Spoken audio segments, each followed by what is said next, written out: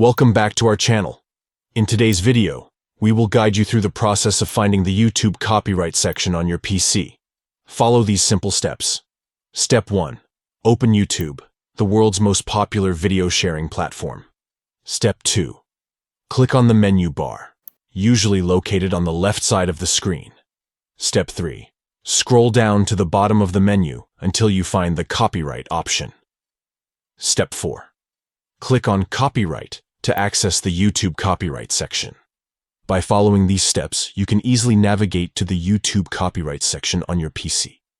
The copyright section is crucial for creators to understand and manage copyright claims on their content.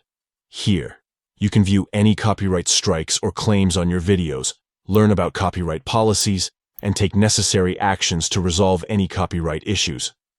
Remember, respecting copyright laws and understanding YouTube's policies are essential for a successful and compliant channel. Thank you for watching this tutorial on how to find the YouTube copyright section on your PC. If you found this video helpful, please give it a thumbs up and subscribe to our channel for more informative content.